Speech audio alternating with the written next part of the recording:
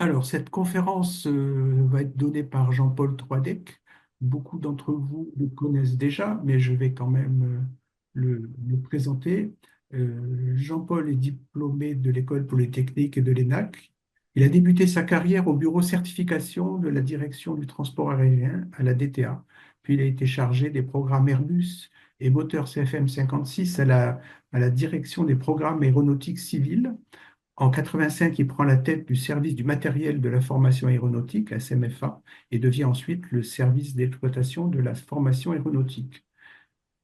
En 93, il intègre la navigation aérienne, d'abord en tant que chef de service du contrôle du trafic aérien, le SCTA, puis devient adjoint au directeur de la navigation aérienne, la DNA. Et de 98 à 2002, il est responsable du plan stratégique de la DGAC avant d'être nommé chef du service des ressources humaines. En 2005, à la demande du ministre des Transports, il quitte l'aviation civile et pour créer l'établissement public de sécurité ferroviaire, EPSF, Autorité nationale de sécurité des chemins de fer, dont les principes s'inspirent des méthodes éprouvées en usage en aviation civile. Mais j'ose pas toucher. Et en 2009, il est nommé directeur du BEA. Voilà. Jean-Paul, si tu es prêt, donc je te passe la parole pour débuter ta conférence. Merci Yves. Alors, je voudrais tout d'abord remercier Marc Ami et Yves Nordberger de m'avoir invité à évoquer mon expérience au BEA. Je remercie également Philippe Plantin de Hugues pour les éléments utiles qu'il m'a communiqués. Et enfin, cette présentation s'appuie très largement sur l'immense documentation qui est mise en ligne sur le site du BEA. J'ai donc choisi d'évoquer l'implication du BEA dans un certain nombre d'enquêtes sur les accidents survenus en mer ou dans des rivières, en complément du document sur l'histoire du BEA, récemment publié, et de l'excellent documentaire de Galaxy Press sur les recherches du Rio-Paris. Alors, mon Merci intérêt... Jean-Paul, et excuse-moi d'être en retard Ah, je aujourd'hui. t'en prie, Je bonjour Marc. pense que j'avais du mal à me connecter. Donc je pense que Yves a dû faire l'introduction de ta conférence déjà. Tout à fait. Bon. Donc je te remercie comme Yves a dû le faire au nom du GIACRE et te laisse la parole. Merci beaucoup Jean-Paul. Merci Marc pour ces paroles. Alors, mon intérêt pour ce sujet est évidemment lié aux 2 années intenses que j'ai vécues avec mes collègues du BEA à la recherche du vol AF447 et aussi parce que pendant ma période de BEA, nous avons été impliqués dans 4 autres accidents majeurs de cette nature. Alors, l'accident de XL Airways au large de Montpellier fin 2008, l'accident du vol Yéménia au large de Moroni en juin 2009, et tous ces 3 accidents étant survenus avant mon arrivée, mais dont les enquêtes se sont déroulées pendant ma présence au BEA. Enfin, l'accident du vol Ethiopian au large de Beyrouth a eu lieu en janvier 2010 et aux recherches duquel le BEA a largement participé. Enfin, l'accident du MH370 survenu en mars 2004, peu de temps avant mon départ du BEA. Et le dernier accident auquel le BEA a été confronté étant celui de la disparition de l'A320 d'Égyptaire en mai 2016. Mon expérience de la mer n'est pas non plus étrangère à mon intérêt pour ces recherches et elle m'a été fort utile lorsque je suis arrivé au BEA en pleine tourmente des recherches de l'AF 447. Alors, ce que je vous propose, donc, c'est aujourd'hui de faire un petit point historique, de présenter la typologie des accidents survenus en mer ou bien dans des rivières. Quelques mots sur les espaces maritimes, parce qu'il y a un aspect juridique qui n'est pas totalement négligeable. Ensuite, je décortiquerai les différentes phases, la phase de sauvetage, la mise en œuvre des moyens nautiques, la phase initiale de localisation, ce qui se passe après l'extinction des balises, la phase de récupération, bien entendu, et maintenant. Et maintenant, bah, qu'est-ce qui se passerait si, par exemple, un accident comme celui de la F447 survenait aujourd'hui? Alors, après la disparition du MH370, il y a eu une accélération des travaux sur les moyens finalement de retrouver plus rapidement les avions disparus en mer. Alors bien entendu, toutes ces questions avaient fait l'objet de recommandations du BEA, je reviendrai dessus tout à l'heure, suite à l'accident du Rio Paris, mais force est de constater que bon, tout ça n'avançait pas très rapidement et l'accident du MH300 de l'air et de l'espace en 2017 sur les disparitions d'avions et qui souligne les préoccupations qui sont liées à ces disparitions. La question du maintien du niveau de sécurité, évidemment, si on ne retrouve pas d'épave, les enregistreurs, on ne peut pas tirer les leçons en matière de sécurité. L'incompréhension des familles qui jouent un rôle très important et qui exercent une très forte pression sur les bureaux d'enquête et qui sont relayés par les médias. Et bien entendu, la confiance du public dans la sécurité du transport aérien. Alors finalement, ce que ce document décrit est assez proche, même très proche de ce que nous avons vécu au BEA pendant les quelques 22 mois de recherche du Rio Paris. Alors, quelques points d'histoire. Bon, là, il s'agit d'un certain nombre d'accidents, c'est pas du tout exhaustif, hein, qui ne concernent pas que le BEA d'ailleurs, et dans lequel on a vraiment eu une disparition d'avions et d'enregistreurs. Alors, l'histoire commence en 1948 par la disparition d'un hydravion. On n'a pas retrouvé l'épave. Ensuite, bon, il y a un certain nombre d'accidents. Je ne vais pas les détailler tous, mais vous voyez que dans certains nombres de cas, on n'a pas retrouvé l'épave. Dans certains cas, on a trouvé l'épave, mais on n'a pas réussi à trouver les enregistreurs. Et dans d'autres cas, les recherches ont été extrêmement longues. L'accident le plus bizarre, peut-être, finalement, c'est celui de cette caravelle qui s'est écrasé dans l'eau à l'approche de Madère, dont l'épave n'a été retrouvée que 34 ans après, alors qu'elle n'était pas finalement à une profondeur très importante. Voilà, on n'a peut-être pas fait beaucoup d'efforts pour la retrouver, alors qu'il y avait eu quand même un certain nombre de survivants, mais malheureusement une trentaine de personnes qui avaient disparu avec l'épave. Alors maintenant, je vais m'intéresser aux accidents qui sont terminés donc dans les eaux, en mer ou bien dans des rivières et auxquels le BEA a été confronté. Donc vous voyez que cette liste est très très importante, hein. Le BEA a été directement impliqué dans des enquêtes concernant 27 avions. Sur à peu près 80 dans le monde pendant la même période.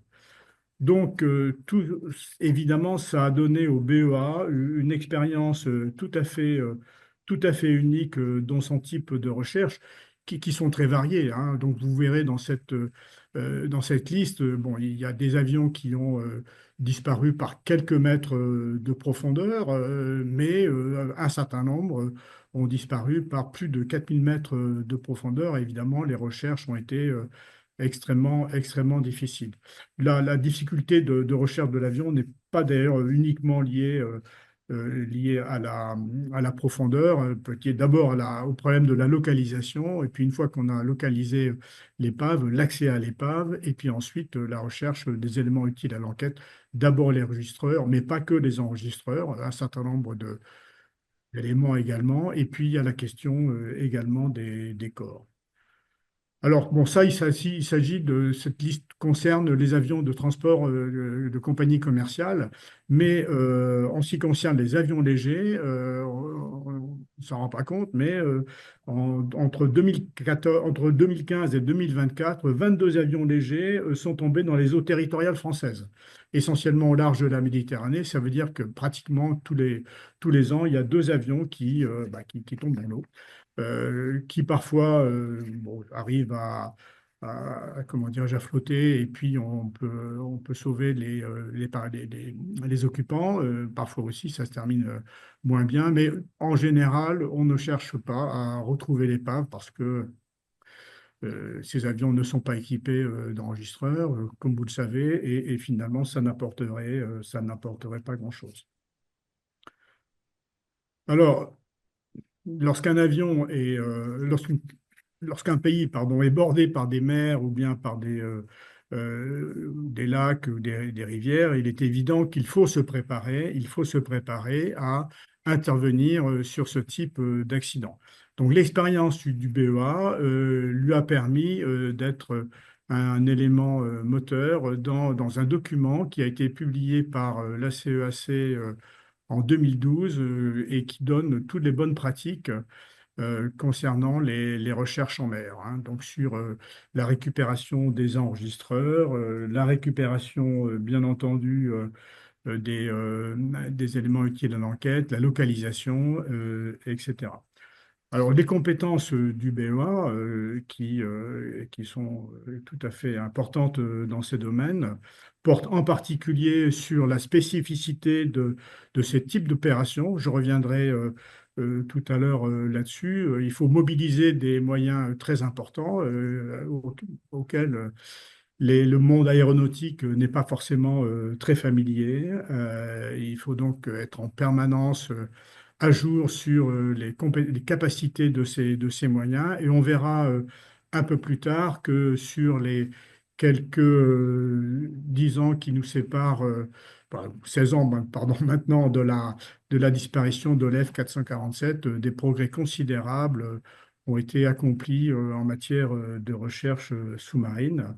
Un élément particulier également qui est souligné dans le rapport sur le BEA, c'est la, les- la maîtrise de la passation des contrats d'affrètement des navires. Parce qu'évidemment, lorsque vous expliquez à une compagnie internationale le code des marchés publics, franchement, on vous prend pour des extraterrestres. Donc, on est dans un autre monde, on est dans un monde qui n'est pas régi par le code des marchés publics et qui obéit à un certain nombre de pratiques internationales dans le monde maritime.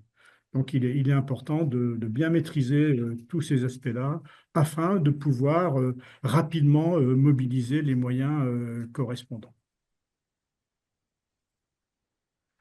Alors, la préoccupation en matière de recherche des avions disparus en mer n'est pas nouvelle.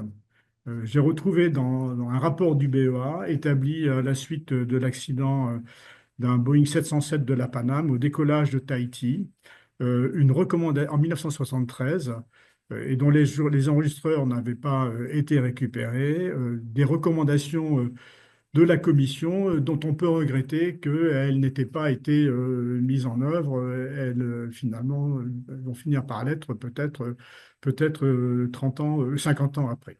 Alors, il y a deux recommandations.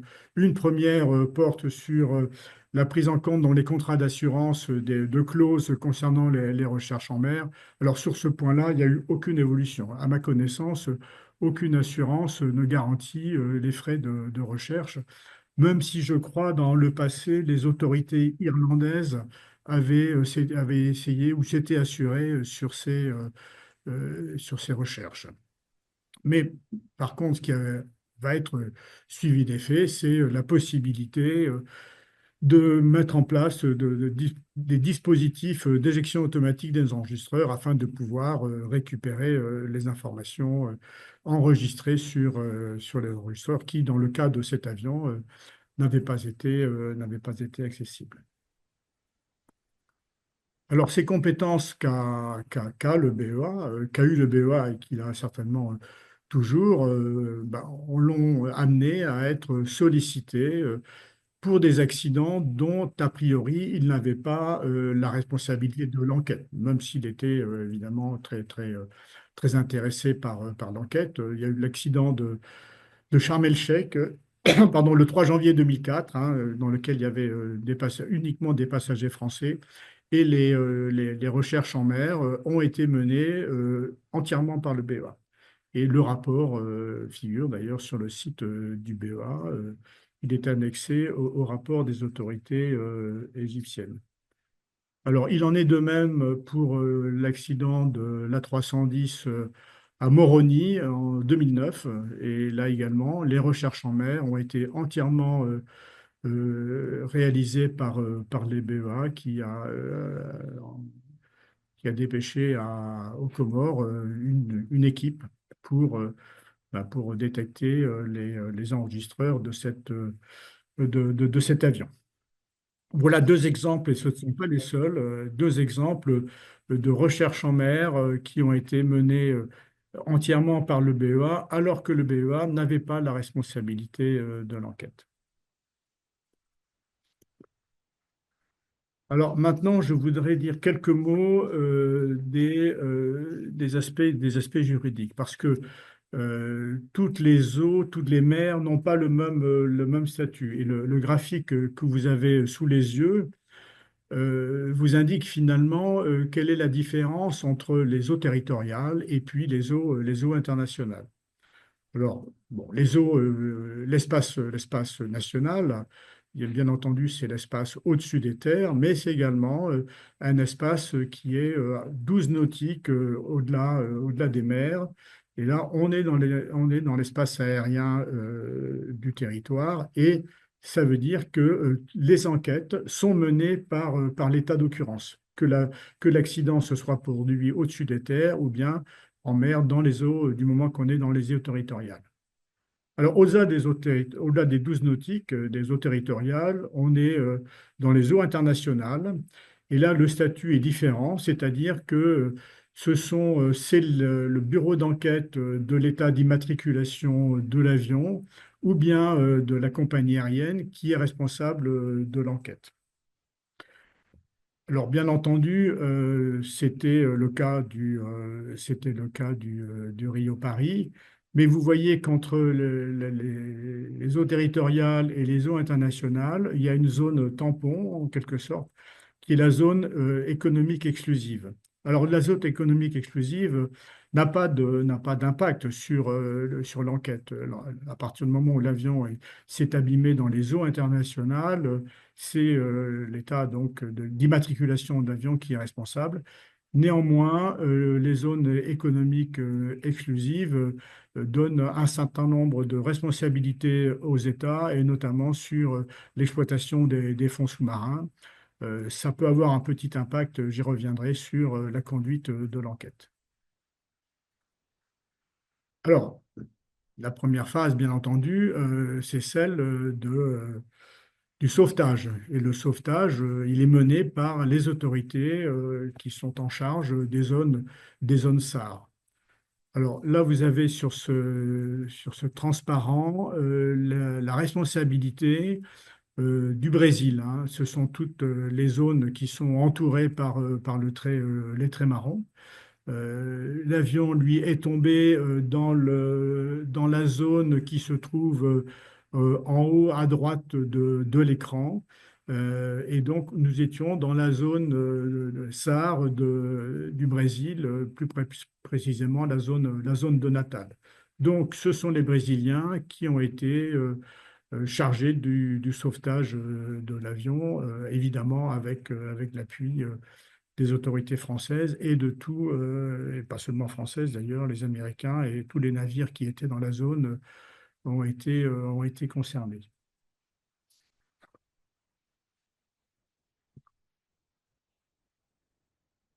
En ce qui concerne par exemple le MH370, là vous avez l'image de la zone SAR de l'Australie qui est absolument immense. Alors un peu déformée par le sud évidemment compte tenu de la projection utilisée pour cette carte.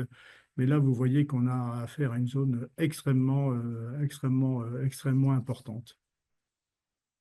Alors, je reviens sur la question de la zone économique exclusive.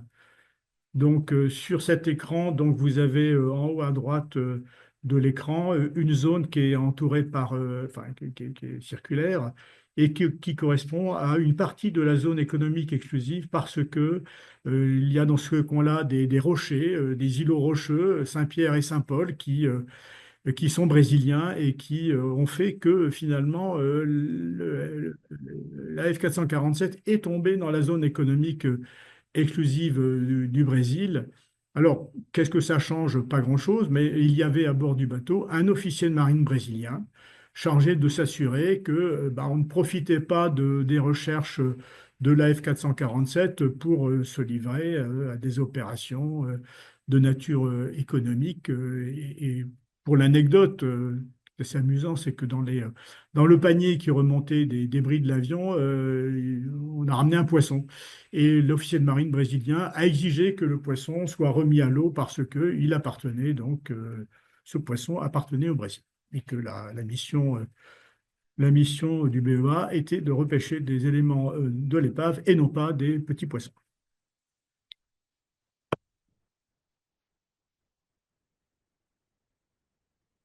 Alors, concernant la phase de sauvetage, bon, à ce stade, il s'agit essentiellement de secourir d'éventuels survivants sous la responsabilité de l'autorité maritime en charge de la zone correspondante. Mais ces opérations, en réalité, mobilisent de nombreux moyens maritimes et aériens internationaux.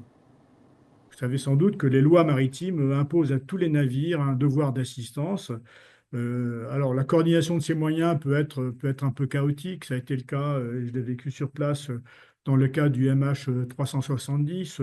En ce qui concerne les recherches de la F447, c'est sans doute un petit peu moins le cas, mais aussi parce que le BEA a été très présent dans la coordination de ces moyens qui ont mis en œuvre 22 bateaux et 15 aéronefs, et tout ça pour ne retrouver les éléments de l'épave qu'au bout de 15 jours.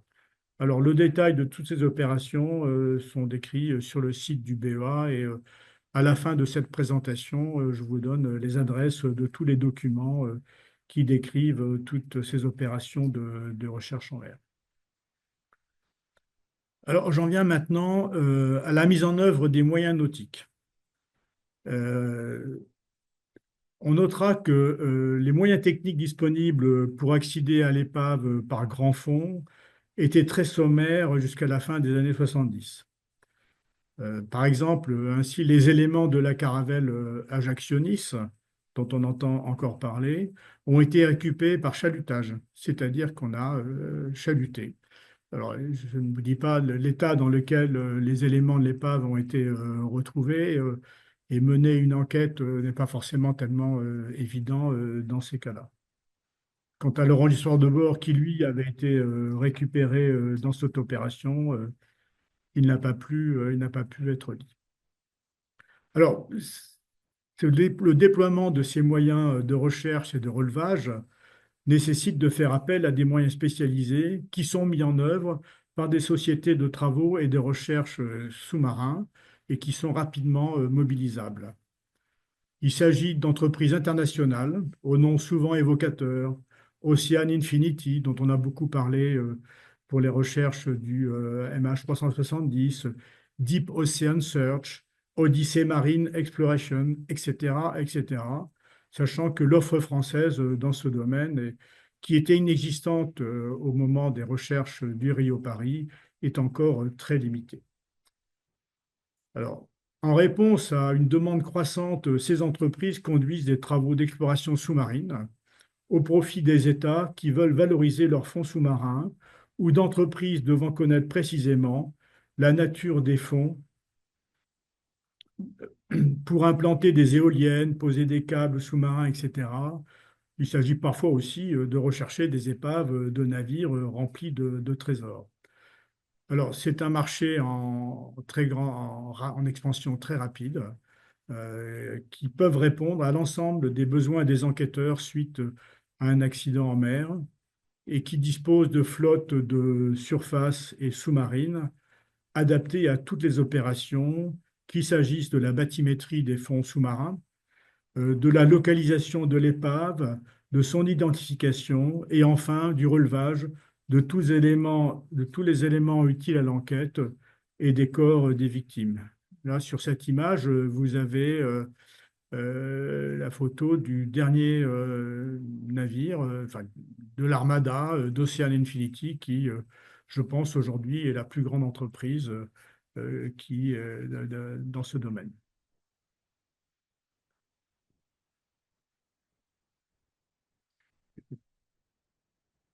Alors, j'en viens maintenant aux moyens de localisation de la chute de l'avion dans la phase initiale. Alors, le cas le plus favorable, c'est évidemment celui où l'avion était en portée radar, c'est-à-dire à moins de 200 nautiques environ des côtes. C'est le cas, heureusement, de la plupart des accidents, et c'était le cas de l'accident de l'avion d'Égyptair en 2016. Alors, la trajectoire des débris qui sont détectés à la surface de l'eau pendant la phase de sauvetage entre le moment de la chute de l'avion et leur découverte peut être estimé par des calculs de rétro-dérive.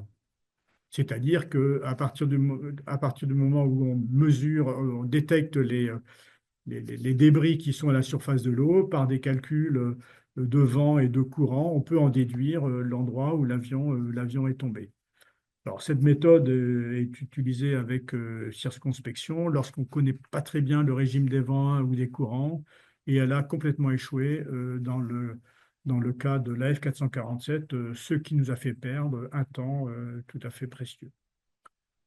Alors, l'autre moyen de localisation, c'est le signal possible et le signal envoyé par les ELT, qui sont Emergency Location Transmitter, des balises de détresse qui se déclenchent automatiquement à l'impact ou manuellement par l'équipage. Ça n'a pas fonctionné dans le cas de l'AF447, ni dans celui du MH370. Alors, bon, ce système qui est bien adapté à des crashs sur la Terre ne fonctionne pas sous l'eau et aurait dû être déclenché avant l'impact, et ce qui est très rarement le cas. Les pilotes, en général, ne déclenchent pas cette balise. Et donc, c'est la raison pour laquelle, actuellement, sont menées des réflexions, qui sont abouties d'ailleurs, sur la possibilité de déclencher automatiquement ces balises dès qu'on détecte une situation de détresse. Et dans la dernière planche, je vous indique la référence du document de travail qui traite de ce sujet. Alors, la position de l'avion au moment de la chute, elle peut être estimée avec plus ou moins d'incertitude grâce à des reports de position envoyés quelque temps auparavant. Il faudra alors explorer cette zone d'incertitude avec des moyens navals et sous-marins. Alors, chacun sait aujourd'hui, on en a suffisamment parlé dans le cas du Rio-Paris, que les premières semaines après l'accident, des balises acoustiques qui sont attachées aux enregistreurs émettent un signal de localisation dont la portée théorique est d'environ 2 à 3 000 mètres. Lorsque la position de l'épave est connue assez précisément et qu'elle est immergée à des profondeurs inférieures, elle peut donc être détectée depuis la surface, éventuellement, par exemple, avec des hydrophones qui sont tout simplement montés sur un Zodiac. Par triangulation, on peut ainsi détecter la position des balises. Dans le cas de l'accident de Flash Airlines, dont la chute avait été suivie au radar, les hydrophones ont été immergés. Donc, vous avez sur cette image la façon dont ces hydrophones ont été immergés à une profondeur de 450 mètres et qui ont été suspendus à des bouées. Alors, le problème, c'est que ces balises ne fonctionnent pas toujours et que, notamment dans le cas du Rio-Paris, on ne les a pas détectées. On ne les a pas détectées, bien qu'on ait pu déterminer que on est passé pendant la période où elles étaient censées émettre, on est passé à une portée qui aurait dû permettre leur détection. Alors, on n'a pas pu, les travaux qui ont été réalisés après la découverte de l'épave n'ont pas pu déterminer la raison pour laquelle ces balises n'ont pas été détectées. Alors, lorsque la position de l'épave n'est pas connue avec une précision suffisante, ou bien par grande profondeur, il faut utiliser des moyens qui permettent de couvrir une plus grande zone de recherche dans le temps limité de l'autonomie des batteries des balises. Je vous rappelle que jusqu'à un période récente, on disposait de à peine 4 ou 5 semaines pour pouvoir détecter le fonctionnement de ces balises. Alors, lorsque l'épave est immergée par des fonds plus importants, on est obligé de faire appel à des hydrophones qui doivent être immergés. Alors, il y a deux types de recherches qui peuvent être menées, soit par ce qu'on appelle des TPL, Towed Pinger Locator. Donc, ça a été utilisé dans le cas du Rio-Paris ainsi que dans le cas du MH370. Ce sont des détecteurs de pinger qui sont remorqués par des remorqueurs et à des profondeurs suffisantes pour pouvoir être à portée de 2000 ou 3000 mètres de détection des balises. Alors ça, c'est un des modèles. L'autre modèle, ce sont des détecteurs qui sont tractés, qui sont installés sur des radars. Alors, qu'est-ce qu'on détecte? Ce qu'on détecte, c'est d'abord une image radar, une image floue, qui montre qu'il y a quelque chose d'anormal au fond de la mer. Dès qu'on a pu détecter ces images, eh bien, à ce moment-là, on peut prendre des photos. Et là, on a l'identification précise, la confirmation finalement de la découverte de l'avion. Ça, c'est la photo célèbre maintenant, je crois, du train d'atterrissage de la F-447. Alors, à partir du moment où on tracte des sonars ou des objets à une certaine profondeur, et il faut évidemment être sûr qu'on ne va pas on ne va pas cogner le fond. Et donc, il est indispensable de mener des travaux de topographie des fonds sous-marins qu'on appelle la bathymétrie. Et donc, ce sont des opérations qui doivent être menées avant l'utilisation de ce type de moyens. Alors, cette image-là, l'image que je présente actuellement, a été fournie par Ocean Infinity lors des recherches du LMH 370 et elle montre finalement un volcan sous-marin qui, s'il n'avait pas été détecté, aurait parfaitement pu endommager les appareils qui étaient tractés. Dans le cas du Rio Paris, de la même façon, on a mené des travaux de bathymétrie qui montrent donc un relief assez tourmenté, qui ont pu faire comparer la zone de recherche d'Rio Paris à la Suisse. Voilà, on a une plaine abyssale, d'ailleurs à proximité duquel l'avion était tombé, à peu près à 3 minutes de fond, mais on a également des reliefs sous-marins. Et donc, ceci évidemment pose un certain nombre de problèmes possibles de masquage, comme c'est illustré sur cette présentation. Donc là, on a un sonar remorqué qui essaie de détecter une épave au fond de l'eau, alors une partie est masquée, une partie du signal est masquée par un relief. Alors ça veut dire que si l'épave est dans la zone de masquage, eh bien, elle ne sera pas détectée.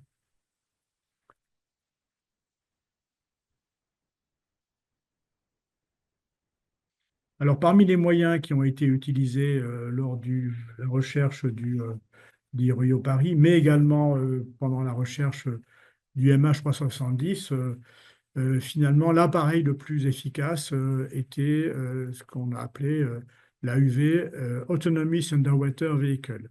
Alors, c'est vraiment un concentré de technologie dans cet appareil. Ce sont des petits sous-marins autonomes, donc qui sont programmés pour suivre un certain itinéraire au fond de la mer et qui ont une autonomie d'à peu près 24 heures.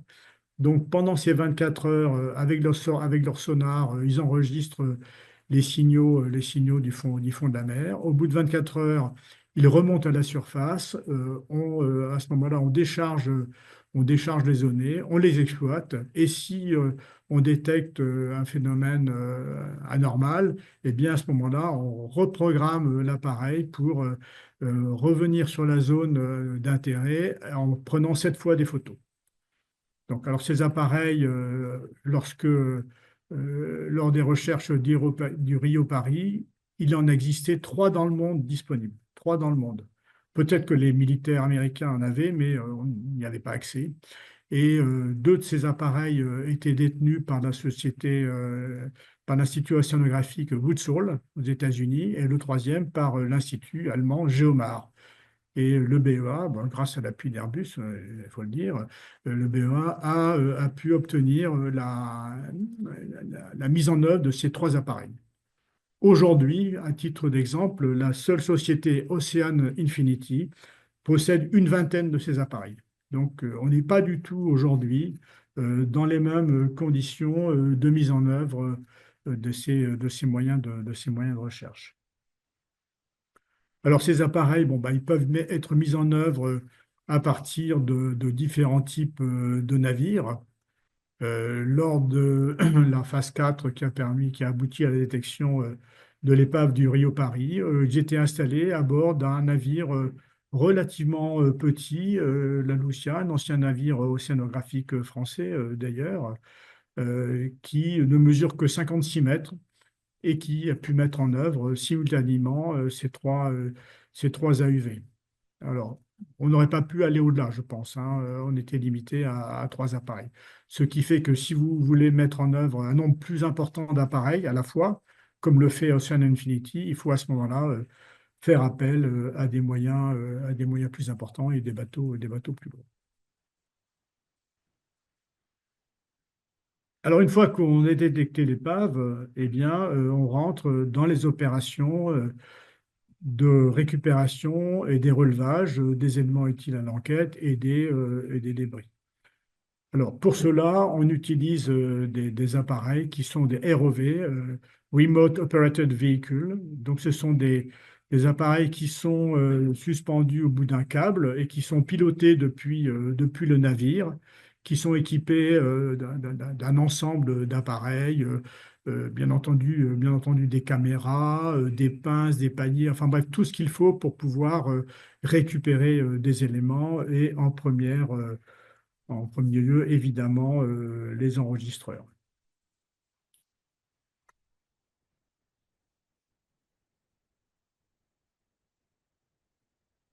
Alors, une fois que vous, donc, dans cette opération-là de relevage, après avoir récupéré les enregistreurs, on va s'intéresser à différents éléments utiles à l'enquête. Parce que euh, ça ne suffit pas de remonter les enregistreurs. Il y a beaucoup d'informations qui proviennent également des différents débris de l'avion qui peuvent être remontés. Il faut pouvoir les stocker à bord d'un avion, d'un navire qui doit être relativement gros et qui peut également accueillir des containers pour stocker les corps qui sont récupérés. Donc, dans le cas du Rio Paris, on a fait appel à un navire câblier qui possédait la bonne taille et les bonnes dispositions pour pouvoir à la fois stocker les éléments de l'épave et ultérieurement stocker les containers réfrigérés dans lesquels les corps ont été stockés. Alors, bien entendu, l'image que j'ai montrée tout à l'heure du navire d'Ocean Infinity convient tout à fait à ce type d'opération. Voilà les différents moyens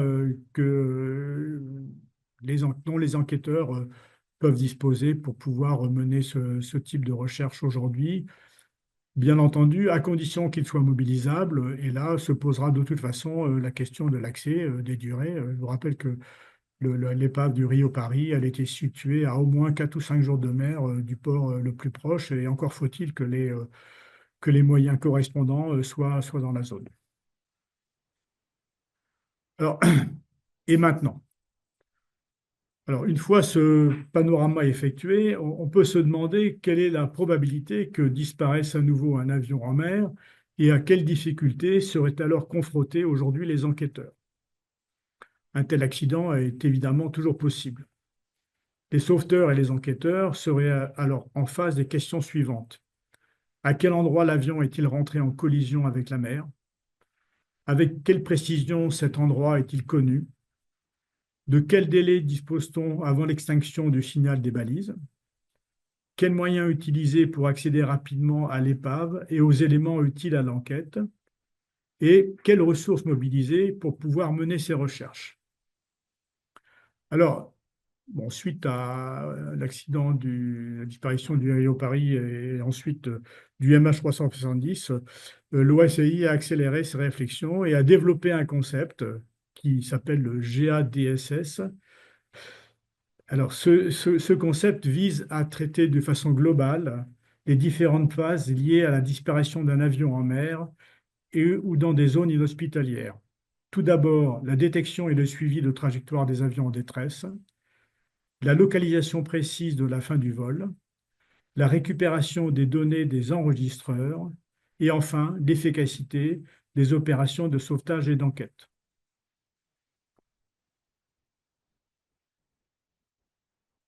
Alors, ces recommandations, ces travaux sont bien sûr en correspondance avec les recommandations qui ont été faites par le BEA suite à l'accident du Rio-Paris et qui sont contenus dans le rapport d'enquête.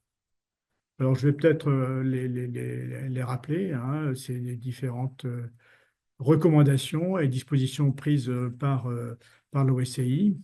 Bon, la première, qui semble assez évidente et dont on ne comprend pas d'ailleurs qu'elle n'ait pas été mise en œuvre plus tôt, c'est l'extension à 30 jours de la durée des balises qui sont installées sur les enregistreurs. Les balises actuelles ont une portée, une détection limitée à 30 jours, donc on les porte. Elles ont été portées d'ailleurs dès maintenant à 90 jours, ce qui laisse un peu plus de temps pour mobiliser les moyens correspondants.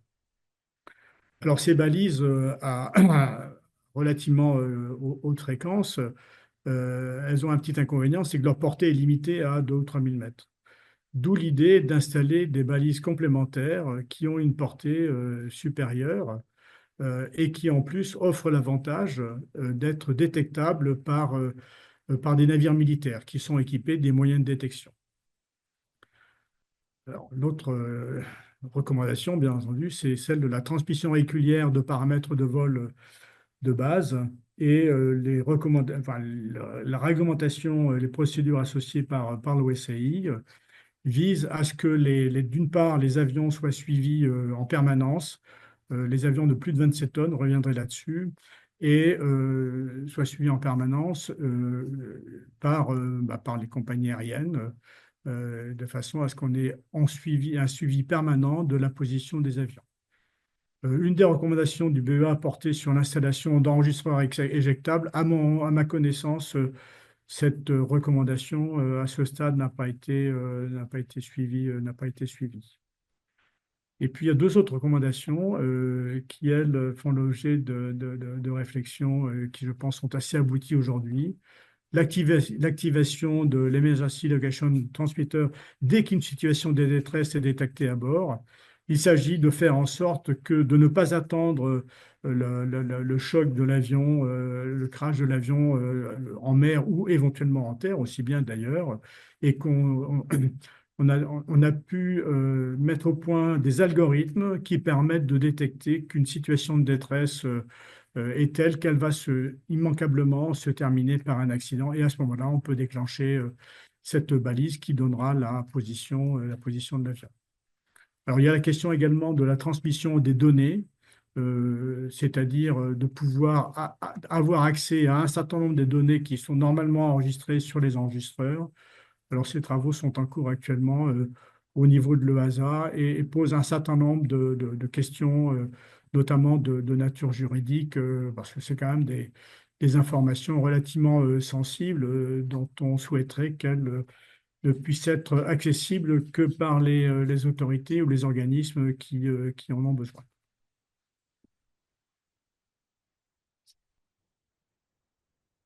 Alors, alors, ces recommandations, donc je reviens sur le concept de l'OACI.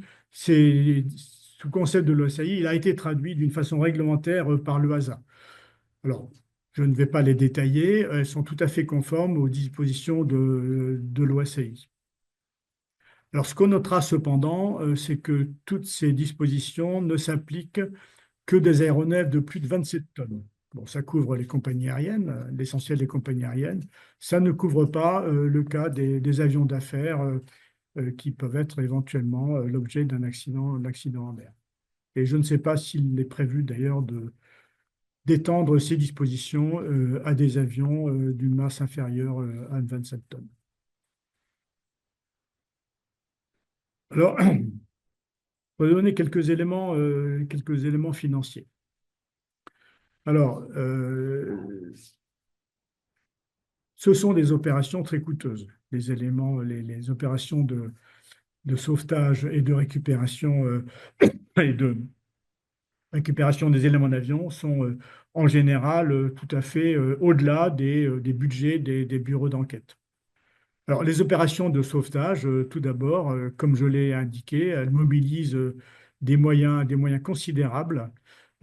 C'est des moyens qui sont, en général, supportés par les marines ou par les armées de l'air des pays responsables de ces recherches, mais elles ne sont pas facturées. Alors, dans le cas du Rio-Paris, on a estimé en coût direct qu'elle correspondait à peu près à 80 millions d'euros. Donc, c'est des frais tout à fait, des dépenses tout à fait considérables, mais qui ne sont pas facturées ni au bureau d'enquête, ni aux compagnies aériennes. Alors ensuite, il y a la question des opérations de récupération elles-mêmes. Alors, la dernière opération, l'ensemble des opérations de recherche du Rio Paris ont coûté à peu près 32 millions d'euros. Et ce sont des dépenses qui ont été facturées. Une grande partie de ces dépenses a fait l'objet de contrats du BEA à partir d'un financement d'Airbus et d'Air France. Et une partie de ces dépenses ont été financées directement par Airbus et Air France sans intervention du BEA, enfin, mais sous contrôle du BEA pour environ 6 millions, 4 millions de dollars.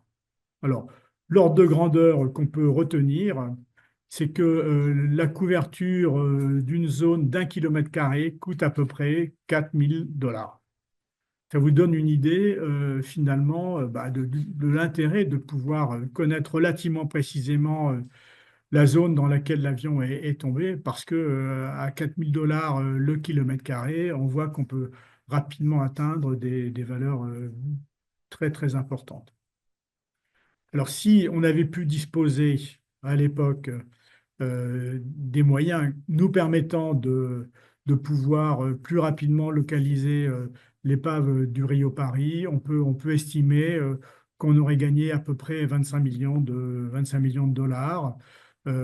Et qu'au total, aujourd'hui, s'il fallait mener ces recherches-là, je pense qu'on serait dans un budget de l'ordre d'une dizaine de millions de dollars ou d'euros. Donc, on arrive à des niveaux qui sont relativement plus accessibles parce que dans les recherches de Diderot Paris, la question de financement a été une grande difficulté et a notamment été la raison de la durée de ces recherches.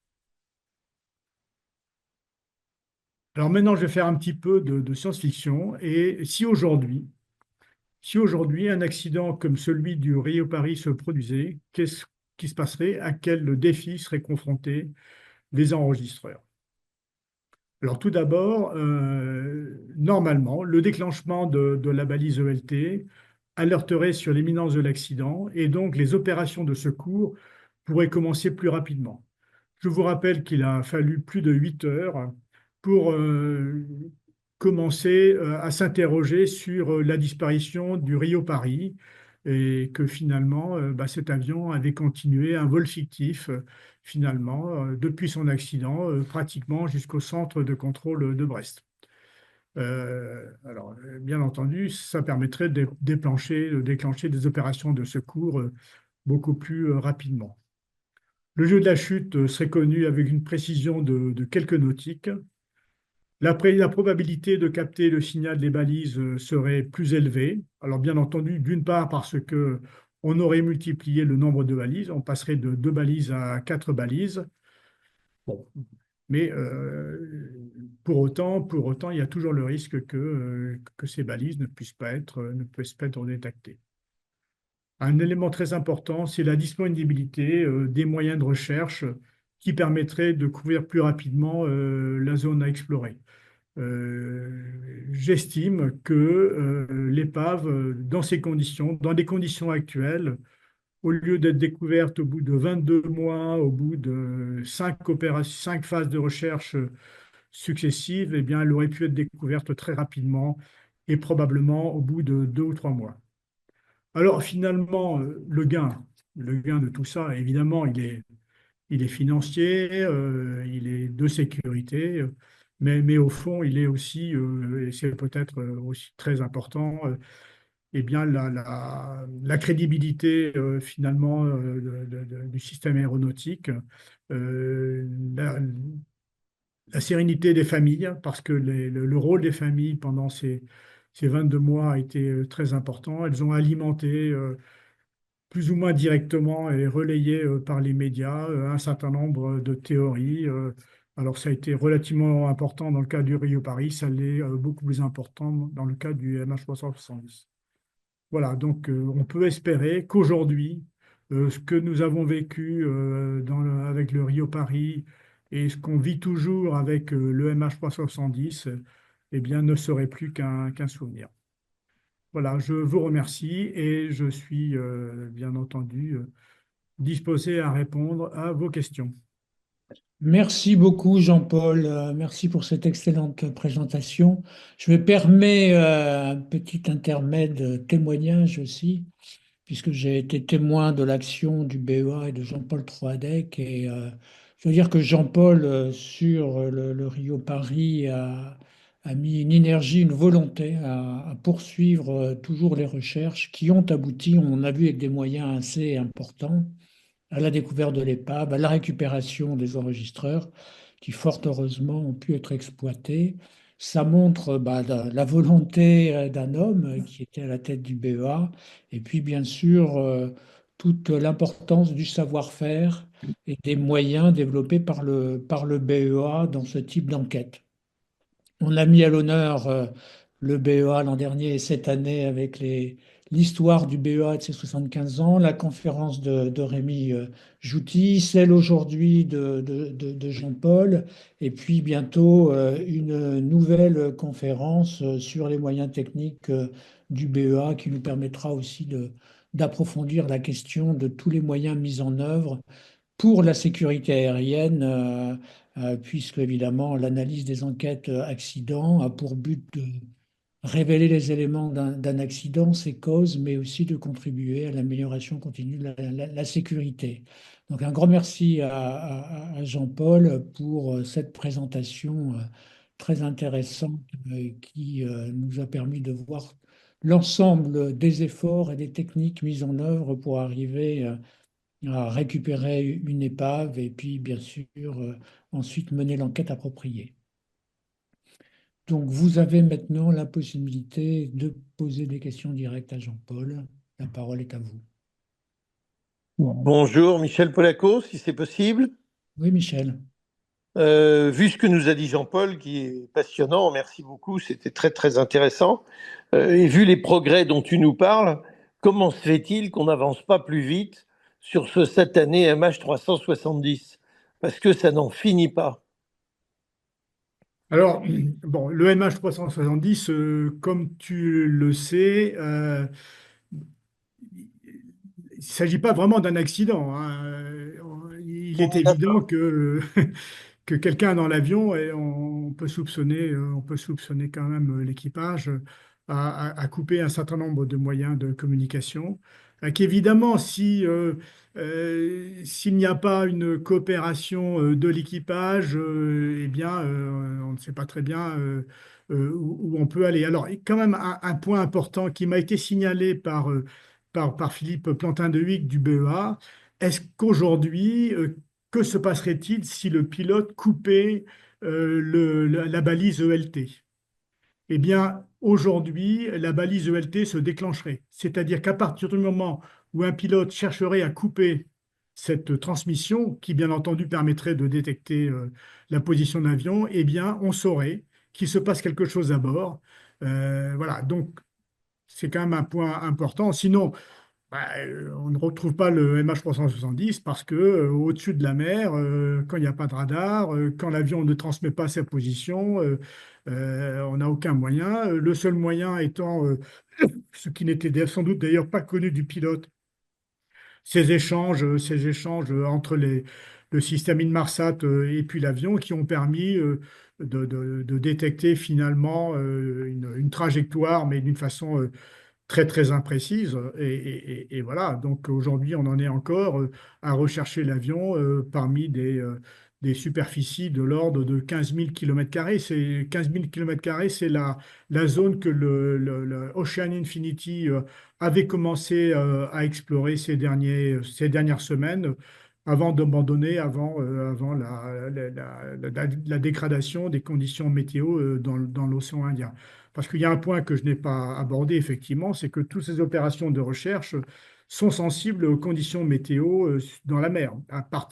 Quand vous avez des vagues de 4 ou 5 mètres de 4 ou 5 mètres de haut, il est très difficile de mettre à l'eau ces appareils à UV. Et donc tout ceci doit être fait plutôt par des conditions météo relativement favorables.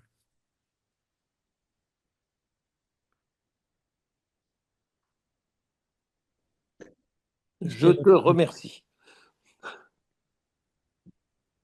D'autres questions à Jean-Paul? Dans le chat, Pas il y non a une plus. question sur le moteur de l'A380 qui était tombé au Groenland. Oui. Qui peut commenter cet événement, cet accident? Bon, alors moi, j'ai pas vécu, hein. Je ne sais pas s'il y a quelqu'un du BEA qui est en ligne qui pourrait éventuellement répondre. Bon, là, on est une situation tout à fait différente, puisque on a su, puisque l'avion bah, a continué son vol après la perte d'une partie du moteur, donc on savait assez précisément où la partie du moteur était tombée dans le Groenland. Ensuite, les difficultés ont porté sur la récupération sous plusieurs mètres de neige, mais ça, c'est un autre sujet qui a fait appel à des moyens d'ailleurs assez compliqués également, qui sont tout à fait différents de ceux que j'ai évoqués. Mais disons que la position, la localisation des débris du moteur était connue assez précisément.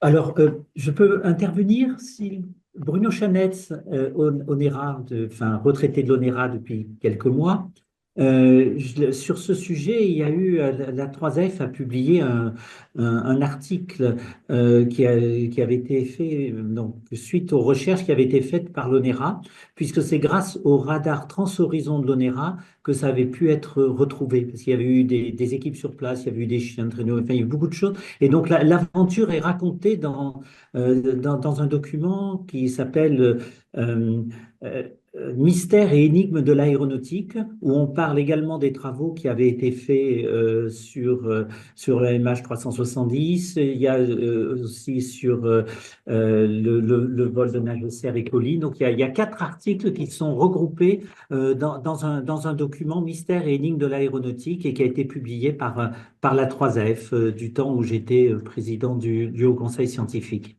Voilà. Merci beaucoup. Et Yves, je pense qu'on pourra mettre la référence de ce qui paraît très intéressant sur le site du GIACRE pour que nos amis puissent avoir accès à ces éléments. Oui, je vous envoie le HTTP parce qu'il Super. il est Merci sur le beaucoup. site de la 3F. D'accord. Merci. Je ne vois pas d'autres questions sur la messagerie, sur le chat. Donc un grand merci Jean-Paul et puis on aura l'occasion de continuer hein, puisqu'on a ce rendez-vous. Yves, c'est le 17, c'est ça? En juin, 17 euh, juin? le 10, non? Le 10 juin. Le Ça? 10 juin, me semble-t-il, de mémoire. Un petit mot pour ceux que ça intéresse. J'ai entre les mains le rapport de l'IFREMER sur les recherches qui ont été faites pour retrouver le DC-9 de Itavia qui s'est écrasé à proximité de Palerme il y a 30 ans. Et c'est un document très très intéressant qui a été considéré comme confidentiel pendant un temps et qui maintenant est accessible. Donc s'il y a des gens que ça intéresse, faites-moi signe. D'accord, merci beaucoup. Donc Ces, c'est bien le ces 10 juin. Hein. Pardon? calculs, euh, Michel, ces calculs de dérive ont été aussi utilisés, enfin on a essayé de les utiliser dans le cas du MH370, hein. Ça a pu donner quelques éléments sur l'endroit où l'avion s'était écrasé, donc au large des côtes de l'Australie. Mais évidemment, compte tenu du délai qui s'est écoulé entre l'accident et puis la détection de ces morceaux de l'épave, tous ces calculs ont très peu de L'utilité, précision. oui. Ouais, ouais. Non, mais puis en plus, la localisation de l'avion était beaucoup moins difficile dans la mesure où ça se situait sur une cinquantaine de kilomètres à peu près, quoi, à tout casser. On avait on avait une trajectoire radar, quoi. Alors, il y a eu un élément intéressant quand même que je n'ai pas rappelé parce il est rappelé dans le documentaire que j'ai évoqué, là, le documentaire de Galaxy Press sur les interrogations que nous avons eues sur l'échec finalement des calculs de rétrodérive qui avaient été menés sous la conduite de l'Ifremer. Alors, ce qu'on a fait, c'est on a demandé à la Marine nationale de nous prêter un Falcon 50 qui a largué des balises